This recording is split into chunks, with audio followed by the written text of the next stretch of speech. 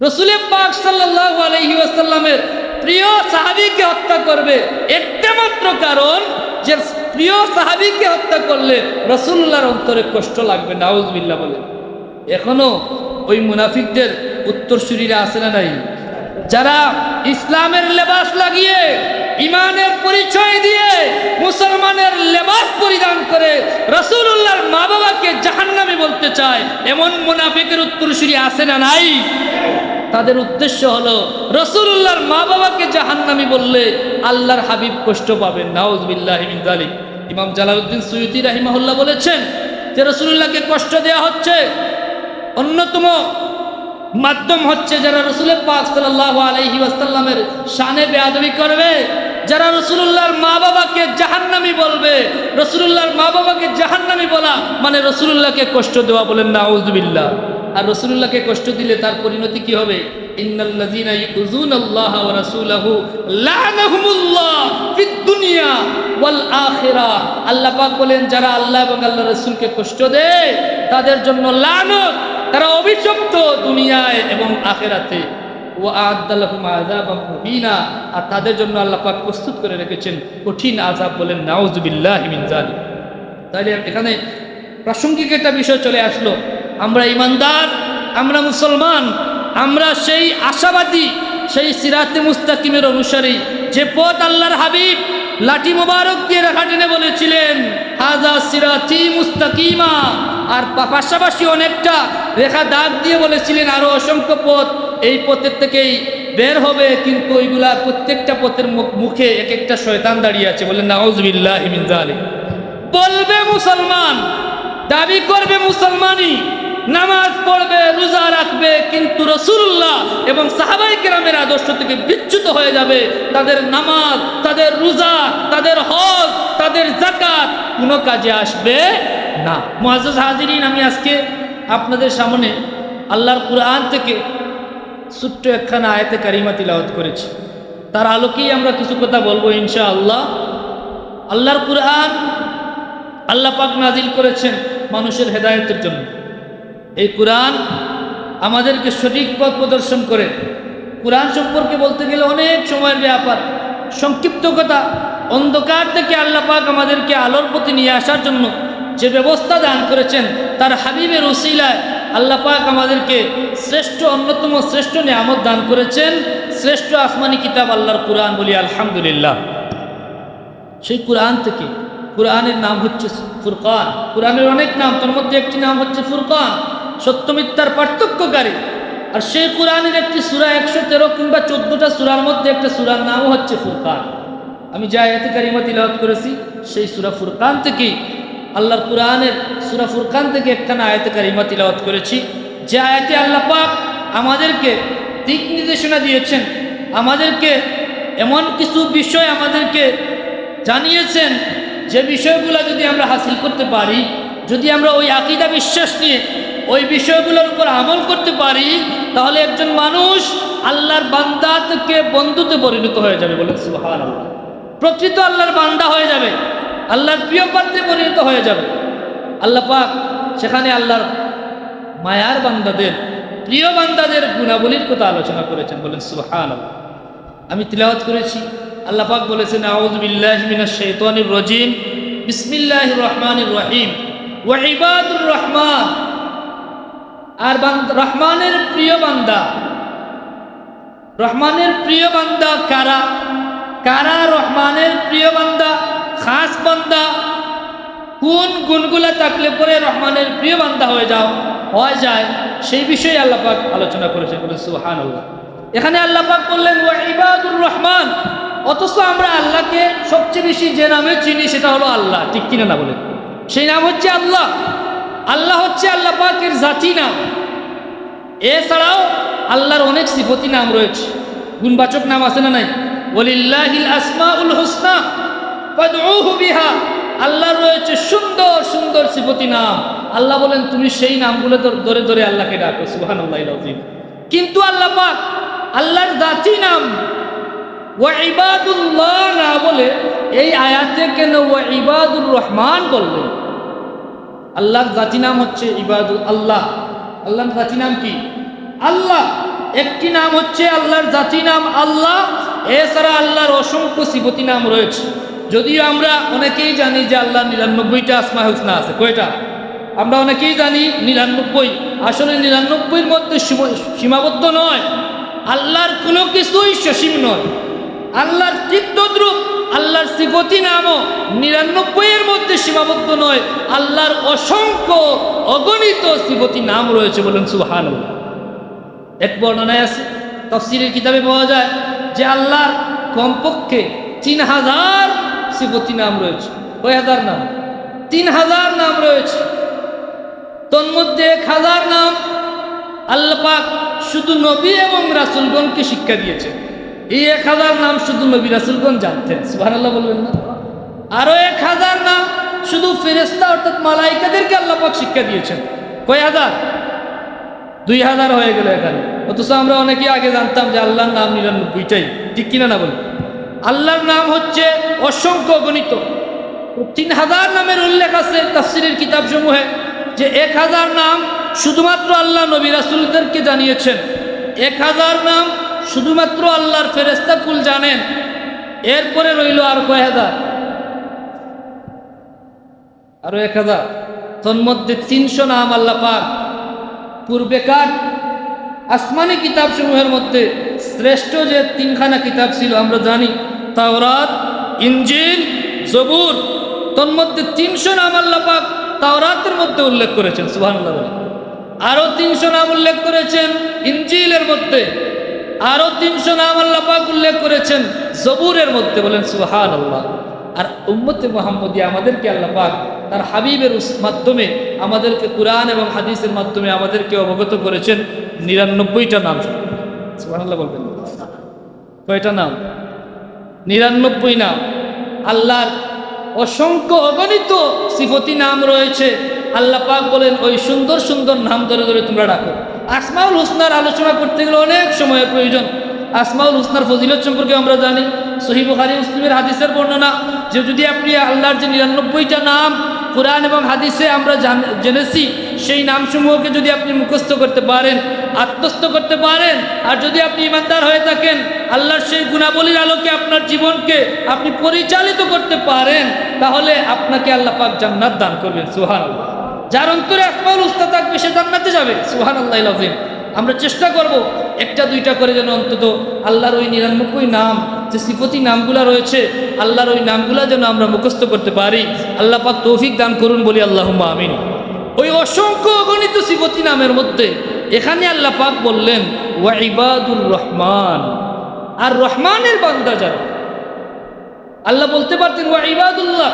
মুফাসসিরিনে কিরাম এখানে এ ব্যাপারে প্রশ্ন উল্লেখ করেন, যেখানে একটা প্রশ্ন থেকে যায় আল্লাহ কেন ইবাদুল্লাহ না বলে ইবাদুর রহমান বললেন কেন? তার জবাবে লেখেন তার কারণ হচ্ছে এখানে রহমানের বান্দার গুণাবলীর মধ্যে আল্লাহ যে সকল গুণ উল্লেখ করেছেন তার মধ্যে অন্যতম বড় গুণ হচ্ছে রহমানের বান্দা যারা হবে তাদের মধ্যে রহমত থাকতে হবে, দয়া থাকতে হবে। এজন্য আল্লাহ পাক রহমান নাম এখানে উল্লেখ করেছেন। ওই রহমান নাম আল্লাহ পাক উল্লেখ করেছেন। বলে সুবহানাল্লাহ। রহমানের বান্দা যারা তাদের গুণ থাকতে হবে, তাদের মধ্যে দয়া থাকতে হবে। রহমানের বান্দার মধ্যে কি থাকবে? রহমত থাকবে। এজন্য আল্লাহ পাক ওয়া ইবাদুর রহমান বলেছেন। রহমান সম্পর্কে আরো 2-4টি কথা বলি। সিফতি নামসমূহের মধ্যে মুফাসসিরিনে কেরাম বলেন আল্লাহর অসংখ্য অগণিত সিফতি নামের মধ্যে সবচেয়ে প্রধান নাম হচ্ছে রহমান। বলেন সুবহানাল্লাহ। রহমানের ব্যাপকতা এত বেশি, এত বিশাল। আল্লাহর রহমানের ব্যাপকতা বাকি যত সিফতি নাম আল্লাহর রয়েছে সমস্ত নামের মানা এই রহমানের মধ্যেই আল্লাহ পাক রেখেছেন। বলেন সুবহানাল্লাহ। কথা বুঝেন নাই মনে হয়? এই রহমান নাম হচ্ছে আল্লাহর সিফতি নামসমূহের মধ্যে সবচেয়ে শ্রেষ্ঠ নাম। সুবহানাল্লাহ বলবেন না? সবচেয়ে প্রধান নাম। বাকি যত সিফতি নাম আছে এই রহমানের মধ্যেই অন্তর্ভুক্তি রয়েছে। বলেন সুবহানাল্লাহ। এখন যদি আমরা আল্লাহকে রহমান বলে রাখি, আল্লাহর যত গুণাবলী আছে আর যত সিফতি নাম আছে সবাই রহমানের মধ্যেই অন্তর্ভুক্ত আছে। সুবহানাল্লাহ। এই রহমান নামে ডাকলেই সমস্ত সিফতি নাম ধরে ডাকা হয়ে গেল। সুবহানাল্লাহ। এজন্য আল্লাহর হাবিব রহমতুল্লিল আলামিন সাল্লাল্লাহু আলাইহি ওয়াসাল্লাম অসংখ্য হাদিস মুবারক উল্লেখ আছে রসুলের পাক সাল্লাল্লাহু আলাইহি ওয়াসাল্লাম যখন আল্লাহর কাছে দোয়া করতেন তখন তিনি এভাবে আল্লাহকে ডাকতেন, ইয়া আল্লাহু ইয়া রহমানু ইয়া রহিম। প্রথমে বলতেন ইয়া আল্লাহ, পরে বলতেন ইয়া রহমান, এরপরে বলতেন ইয়া রহিম। এভাবে আল্লাহকে আল্লাহর হাবিব ডাকতেন। এই রহমান নামের ফজিলত কত, এই রহমান নামের উসিলায় আল্লাহ পাক কেমন দয়া করে থাকেন এবং কিভাবে এই রহমান নামের মাধ্যমে মানুষের দোয়া কবুল হয়, এ ব্যাপারে একটা ছোট্ট ঘটনা সংক্ষিপ্ত সারাংশ আপনাদের সামনে আমি তুলে ধরতে চাই। আল্লাহর হাবিব রহমতুল্লিল আলমিন সাল্লাল্লাহু আলাইহি ওয়াসাল্লামের এক সাহাবী নাম ছিল যায়েদ ইবনে হারেসা। কি নাম ছিল? যায়েদ ইবনে হারেসা রাদিয়াল্লাহু তাআলা আনহু, যাকে আল্লাহর হাবিব খুব বেশি মহব্বত করতেন। একদিন হযরতে যায়েদ ইবনে হারেসা রাদিয়াল্লাহু তাআলা আনহু তার এক সাথীকে নিয়ে তায়েফের উদ্দেশ্যে রওনা হলেন। কোথায় যাচ্ছেন? তায়েফে। তায়েফ কি খুব কাছে? কয়েক হাজার ফুট উঁচা। এর মধ্যে মক্কা থেকে অনেক দূরে। যারা হজ উমরায় গেছেন, যদি তায়েফে গিয়ে থাকেন তাহলে আপনাদের সেই অভিজ্ঞতা থাকবে। তায়েফের দিকে যাচ্ছেন, এখন তো আমরা গাড়ি নিয়ে যাই, তবুও মনে কত আশ্চর্য মনে হয় যে এত উঁচু পাহাড় গাড়ি কিভাবে উঠে। অথচ ১,৫০০ বছর আগে আল্লাহর হাবিব হেঁটে হেঁটে ওই তায়েফের ময়দানে দিনের দাওয়াতের জন্য গেছেন, সেখানে রক্তাক্ত হয়েছেন। আপনাদের অনেকেরই জানা। রসুল পাক সাল্লাল্লাহু আলাইহি ওয়াসাল্লামের সাহাবী যায়েদ ইবনে হারেসা রাদিয়াল্লাহু তাআলা আনহু তার এক সাথীকে নিয়ে তায়েফের উদ্দেশ্যে রওনা দিলেন। অনেক লম্বা পথ চলতে চলতে এক সময় তার মধ্যে ক্লান্তি চলে আসলো। খুব ক্লান্ত হয়ে গেলেন। তখন তিনি তাঁবুটা নিয়ে বিশ্রামের ব্যবস্থা করলেন এবং তিনি কিছুক্ষণের জন্য ঘুমিয়ে পড়লেন। ঘুম থেকে হঠাৎ করে ঘুম ভাঙছে। উঠছেন, উঠে দেখেন ওনার 2 হাত বাঁধা, 2 পা বাঁধা এবং বুকের উপরে যে সাথীকে নিয়ে তিনি সফর করছিলেন সেই সাথী তরবারি নিয়ে তার বুকের উপরে বসে আছে, তাকে এইমাত্র কতল করবে ব্যাপক। এখন বলেন তো, এখনো যারা গেছেন তায়েফের রাস্তা একদম দুদু মরুভূমি, এখনো অধিকাংশ জায়গায় শুধু মরুভূমি আর মরুভূমি। আপনারা ইন্টারনেট সার্চ দিলে দেখতে পারবেন। আর আমরা আমাদের যাদেরকে আল্লাহ পাক মেহেরবানি করে নিয়েছেন তারা তো নিষ্ঠুকে দেখে আসছে। এখনো দুদু মরুভূমি। তখন তো কি মরুভূমি ছিল, কোনো মানুষ নাই, লোকশূন্য এলাকা। একমাত্র সাথী যাকে নিয়ে তিনি সফর করছেন বিশ্বস্ত বন্ধু হিসাবে, সেই সাথীকে রেখে ঘুমালেন। ঘুম থেকে উঠে দেখেন 2 হাত বাঁধা, 2 পা বাঁধা এবং ওই যে সাথী সফরসঙ্গী ছিল সে তরবারি নিয়ে তাকে হত্যা করবে, পুরাপুরি প্রস্তুতি নিয়ে আসছে। তিনি বললেন, ভাই তুমি তো আমার সাথী ছিলে, তাহলে তুমি আমাকে হত্যা করছো? বলে, না, আমি প্রকৃতপক্ষে মুসলমান নই। আমি শুধুমাত্র তোমাদেরকে দেখানোর জন্য, লোক দেখানোর জন্য মুসলমান বলে নিজেকে পরিচয় দেই, কিন্তু আমি হলাম একজন মুনাফিক। বলেন নাউযুবিল্লাহি মিন যালিক। আমি মুনাফিক। তুমি আমাকে বন্ধু ভেবেছো, সাথী বানিয়েছো মুসলমান মনে করে, কিন্তু আমি মুসলমান, প্রকৃত মুসলমান নয়। আমার বাহ্যিক দিকটা মুসলমানের, কিন্তু আমার অন্তরে কোনো ঈমান নাই। আমি মুনাফিক। বলেন নাউযুবিল্লাহি মিন যালিক। এখন বলেন তো, এই কঠিন মুসিবতে যেখানে আর কেউ নাই, একমাত্র সাথী, সে হাত পা বেঁধে তরবারি নিয়ে প্রস্তুত যায়েদ ইবনে হারেসা রাদিয়াল্লাহু তাআলা আনহুকে হত্যা করবে। এই কঠিন বিপদে কেউ কি তাকে রক্ষা করতে পারবেন? মাঝে মাঝে আমাদের জীবনে এমন সিচুয়েশন চলে আসে, তখন মনে হয় এই বিপদ থেকে সরাসরি যদি আল্লাহ পাক আমাকে উদ্ধার না করেন, আর কোনো শক্তি নাই, কোনো মাধ্যম নাই, কোনো উপায় নাই আমাকে মুক্ত করা। আছে এমন সিচুয়েশন প্রত্যেকেরই জীবনে হয়তো 2-1 বার এসেছে, যে এমন এক বিপদে আমি পড়েছিলাম যে বিপদ থেকে রক্ষা পাওয়ার কোনো উপায় ছিল না, একমাত্র আল্লাহ পাকই আমাকে রক্ষা করেছেন। ঠিক তদ্রূপ যায়েদ ইবনে হারেসা রাদিয়াল্লাহু তাআলা আনহু এমন এক কঠিন মুসিবতে তাকে হত্যা করবেন সেই সাথী নামক মুনাফিক হত্যা করবে। তিনি জিজ্ঞাসা করলেন, ভাই তুমি আমাকে হত্যা করে তোমার কি লাভ হবে বলো? তখন হযরত যায়েদ ইবনে হারেসা রাদিয়াল্লাহু তাআলা আনহুকে ওই মুনাফিক জবাব দিয়েছিল যে আমি জানি তোমাকে হত্যা করলে আমার কোনো ফায়দা হবে না, কিন্তু আমি জানি তোমাকে আল্লাহর হাবিব মুহাম্মদুর রাসূলুল্লাহ সাল্লাল্লাহু আলাইহি ওয়াসাল্লাম খুব বেশি ভালোবাসেন, আর তাকে আমি পছন্দ করি না। আমি এজন্য তোমাকে হত্যা করতে চাই, যদি তোমাকে আমি হত্যা করি তাহলে রাসূলুল্লাহ কষ্ট পাবেন, নাউযুবিল্লাহি মিন যালিক। মুনাফিকদের উদ্দেশ্যই হচ্ছে আল্লাহ রাসূলকে কিভাবে কষ্ট দেওয়া যায়, এটাই তাদের জীবনের সার্থকতা তারা মনে করে। রাসূল পাক সাল্লাল্লাহু আলাইহি ওয়াসাল্লামের প্রিয় সাহাবীকে হত্যা করবে, একটা মাত্র কারণ যে প্রিয় সাহাবীকে হত্যা করলে রাসূলুল্লাহর অন্তরে কষ্ট লাগবে, নাউযুবিল্লাহ বলে। এখনো ওই মুনাফিকদের উত্তরসূরিরা আছে না নাই, যারা ইসলামের লেবাস লাগিয়ে ইমানের পরিচয় দিয়ে মুসলমানের লেবাস পরিধান করে রাসূলুল্লাহর মা বাবাকে জাহান্নামী বলতে চায়, এমন মুনাফিকের উত্তরসূরি আছে না নাই? তাদের উদ্দেশ্য হলো রাসূলুল্লাহর মা বাবাকে জাহান্নামী বললে আল্লাহর হাবিব কষ্ট পাবেন, নাউযুবিল্লাহি মিন যালিক। ইমাম জালালউদ্দিন সুয়ুতী রাহিমাহুল্লাহ বলেছেন যে রাসূলুল্লাহকে কষ্ট দেওয়া হচ্ছে অন্যতম মাধ্যম হচ্ছে যারা রাসূল পাক সাল্লাল্লাহু আলাইহি ওয়াসাল্লামের শানে বেয়াদবি করবে, যারা রাসূলুল্লাহর মা বাবাকে জাহান্নামী বলবে। রাসূলুল্লাহর মা বাবাকে জাহান্নামী বলা মানে রাসূলুল্লাহকে কষ্ট দেওয়া, বলেন নাউযুবিল্লাহ। আর রাসূলুল্লাহকে কষ্ট দিলে তার পরিণতি কি হবে?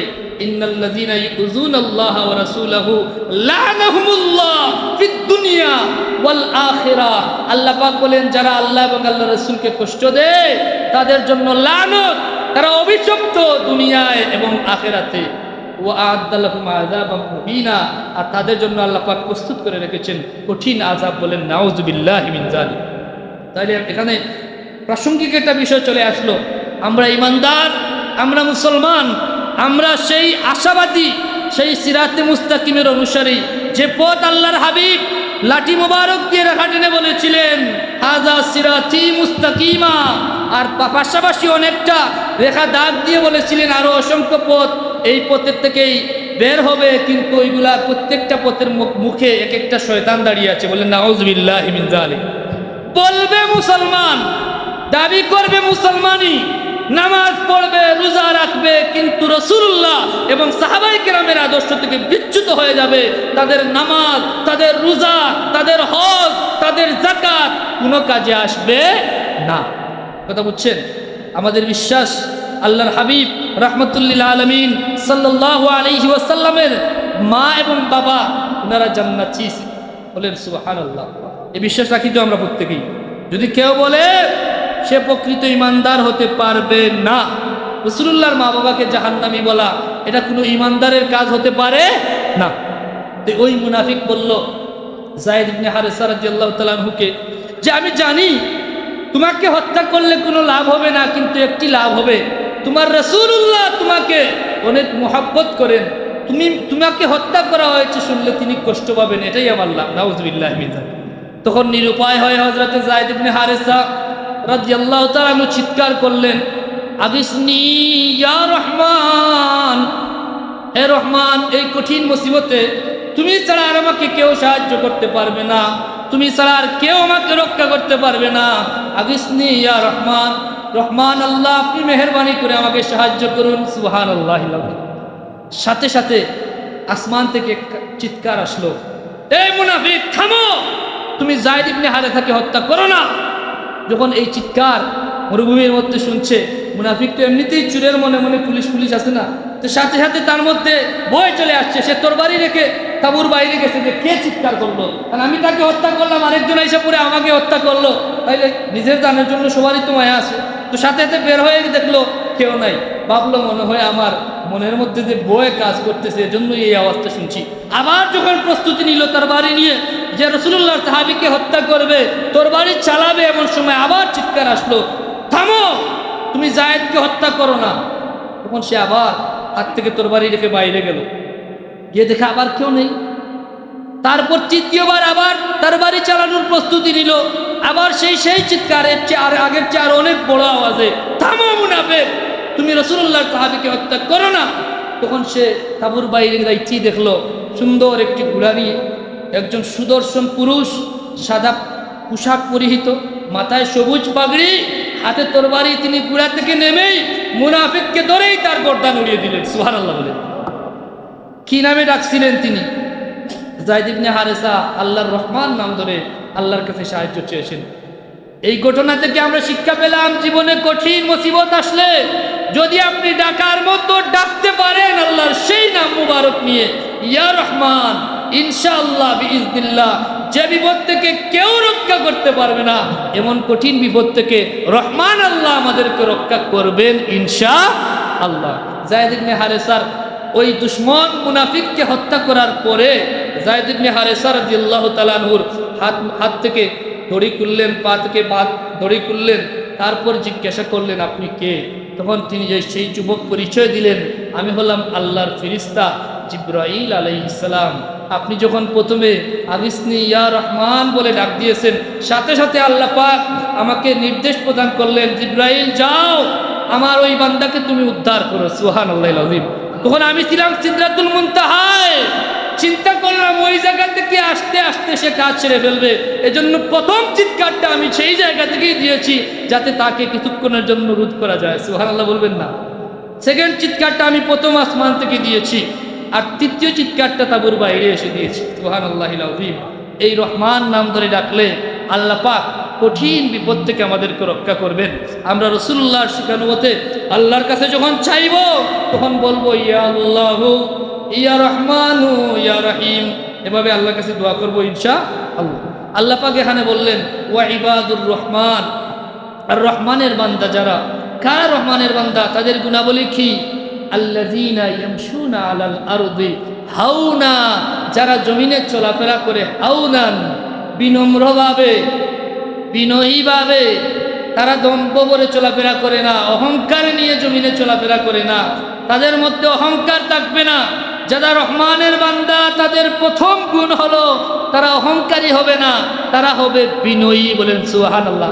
হাওনার ব্যাখ্যা অনেক লম্বা, মুফাসসিরিনে কেরাম শেষ পর্যন্ত বলেছেন যে হাওনার ব্যাখ্যা দিতে গিয়ে বলেন হাওনা হচ্ছে তার এই এমনভাবে জীবনযাপন করা, শুধু চলাফেরার ব্যাপারে নয়, ওরা জীবনের প্রত্যেকটা ক্ষেত্রে সহজ সরল এবং বিনয়ীভাবে চলাফেরা করে। সুবহানাল্লাহ। তাদের মধ্যে অহংকার থাকে না, কারণ অহংকারী কখনো আল্লাহওয়ালা হতে পারে না। আমি আরেক জুমায় বলেছিলাম যা বিন্দু পরিমাণ অহংকার থাকবে সে জান্নাতে যাবে না। মান কানা ফি কলবিহি মিসকালা হাববাতিন মিন খারদালিন মিনাল কিবির লা ইয়াদখুলুল জান্নাহ, সে জান্নাতে যাবে না। এজন্য রহমানের বান্দা হতে হলে প্রথম গুণ থাকতে হবে আপনাকে সহজ সরল বিনয়ী হতে হবে। দাম্ভিক অহংকারীকে আল্লাহ পাক পছন্দ করেন না। হযরত লুকমান আলাইহিস সালাম কি করছিলেন? তার পুত্রকে যখন নসিহত করলেন তখন বললেন যে হে বেটা, আমার পুত্র, ওলা তুসাইর গাদ্দাকা লিন্নাস, তুমি মানুষের সাথে গাল ফুলিয়ে চলাফেরা করো না। ওয়ালা তামশি ফিল আরদি মারাহা, আর জমিনে তুমি দাম্ভিক হয়ে বিচরণ করো না। এই নসিহত করেছিলেন হযরত লুকমান আলাইহিস সালাম তার পুত্রকে, যে জমিনে মানুষের সাথে গাল ফুলিয়ে চলা যাবে না। এমন কিছু মানুষ আছে সমাজে যে নিজেকে যে কি মনে করে, আছে না নাই? সে কোনো মানুষকে পাত্তাই দিতে চায় না, মানুষকে বিন্দুমাত্র মূল্যায়ন করে না, এমন মানুষ আছে না নাই? ওই ব্যাপারে নিষেধ করেছেন লুকমান আলাইহিস সালাম তার পুত্রকে। আর এই নসিহতকে আমার আল্লাহ এত পছন্দ করলেন, তার বান্দার কথাকে নিজের কথা বানিয়ে কালামুল্লাহ হিসাবে শ্রেষ্ঠ কিতাব আল্লাহর কুরআনে নাজিল করলেন। সুবহানাল্লাহিল আযীম। তাইলে জমিনে দাম্ভিক হয়ে চলাফেরা করা যাবে না। অহংকারীকে আল্লাহ পাক পছন্দ করেন না। আল্লাহর হাবিব রহমতুল্লিল আলামিন আমাদেরকে বিনয় শিক্ষা দিয়েছেন, যিনি দুজাহানের সরদার, আল্লাহর পরেই তামাম মাখলুকাতের মধ্যে যার মর্যাদা, যার সম্মান, যার ইজ্জত সবার উপরে, যাকে আল্লাহ পাক সমস্ত গুণাবলীতে গুণান্বিত করেছেন, যার মধ্যে কোনো আয়েব ছিল না, যিনি ছিলেন সৃষ্টির মধ্যে শ্রেষ্ঠ সুন্দর সৃষ্টি, সবার ঊর্ধ্বে যার স্থান। ওয়ারাফা'না লাকা যিকরাক, কিন্তু তার জীবনে আপনি যদি ফলো করেন দেখবেন তিনি এত বিনয়ী ছিলেন। ছোট্ট একটি বিনয়ের দৃষ্টান্ত দিয়ে আমার সময় যেহেতু শেষ, আমি কথা শেষ করছি। এক সফরে আল্লাহর হাবিব রহমতুল্লিল আলামিন সাল্লাল্লাহু আলাইহি ওয়াসাল্লাম বের হলেন সাহাবায়ে কেরামকে নিয়ে। মধ্যপথে তাঁবুটা নানি হলো, খাবারের ব্যবস্থা হবে। তখন কি হলো, ফয়সালা হলো যে একটি বকরি বা ছাগল, যেটাকে বলি আমরা, ছাগল আছে, ওইটাকে জবাই করে খাবারের ব্যবস্থা করা হবে। এক সাহাবী দাঁড়িয়ে গেলেন, বললেন ইয়া রাসূলুল্লাহ আলাইয়া যাবুহা, ইয়া রাসূলুল্লাহ আমি ওই ছাগলটির জবাইয়ের দায়িত্ব নিতে চাই। আরেকজন দাঁড়িয়ে বললেন, ইয়া রাসূলুল্লাহ আলাইয়া সালহুহা, ইয়া রাসূলুল্লাহ সাল্লাল্লাহু আলাইহি ওয়াসাল্লাম, আমি তার চামড়া চুলানোর দায়িত্ব নিতে চাই, চামড়াকে আলাদা করার দায়িত্ব নিতে চাই, এটা আমি করব। চামড়া কি জবাই করার পর চামড়াকে আলাদা করতে হবে না? যেটাকে আমরা আমাদের ভাষায় কি বলি, খাল কি করা। আরেকজন দাঁড়িয়ে বললেন, ইয়া রাসূলুল্লাহ আলাইহা তাবহুহা, রান্নার দায়িত্ব আমি নিলাম। সুবহানাল্লাহিল আযীম। এক এক সাহাবী নিজে থেকে উঠে বলতেছেন, একজন বলতেছেন আমি জবাইয়ের দায়িত্ব নিলাম, জবাই আমি করব। আরেকজন বলতেছেন চামড়া চুলানোর দায়িত্বটা আমি নিলাম, চামড়া আলাদা করব আমি। আরেকজন বলতেছেন, ইয়া রাসূলুল্লাহ আমি রান্নার দায়িত্ব নিলাম।